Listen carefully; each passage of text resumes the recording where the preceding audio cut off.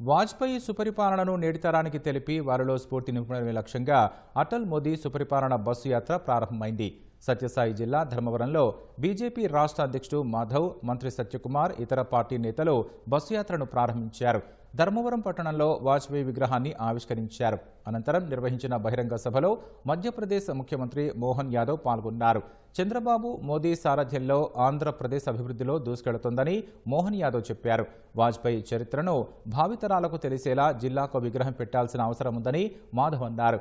బహిరంగ సభలో కూటమి ఎమ్మెల్యేలు, నాయకులు పాల్గొన్నారు. मोदी जी की तरफ देखता हूं तो माननीय नायडू जी आंध्र को आगे बढ़ा रहे हैं, देश को माननीय नरेंद्र मोदी जी आगे बढ़ा रहे हैं, जिनके कारण से आयुष्मान योजना जो चंद्रबाबू नायडू ने यहां चालू की थी गरीबों के इलाज के लिए, यहां पर ये अलग प्रकार से आगे बढ़ रही, वो पूरे देश को ये आयुष्मान का लाभ दे रहे हैं। प्रधानमंत्री किसान सम्मान निधि पहली बार पूरे देश के किसानों को देने का काम माननीय प्रधानमंत्री ने किया।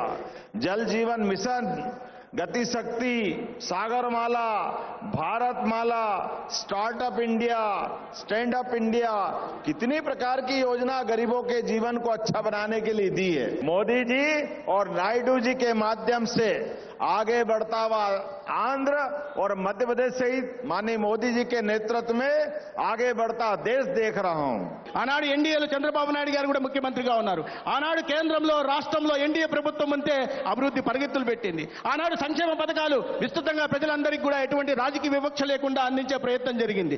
ఇవాళ దాన్ని స్ఫూర్తిగా తీసుకుని మళ్ళా అందే ఎన్డీఏ ప్రభుత్వాలు కేంద్రంలో నరేంద్ర మోడీ గారి రూపంలో, రాష్ట్రంలో చంద్రబాబు నాయుడు గారు, పవన్ కళ్యాణ్ గారి రూపంలో అభివృద్ధిని, సంక్షేమాన్ని సమాంతరంగా తీసుకెళ్లి ఆంధ్రప్రదేశ్ ని అభివృద్ధి బాగా మొదటి స్థానంలో ఉంచడం కోసం ప్రయత్నం చేస్తా ఉన్నారు. విగ్రహాలంటే వేలం వేరీగా పెట్టాలని కాదు, జిల్లాకు ఒక విగ్రహం పెట్టాలి, తప్పనిసరిగా దాని ఆలనా పాలన చూడాలి. నేటి తరానికి అటల్ బిహారీ వాజ్పేయి అంటే తప్పనిసరిగా తెలియాలి.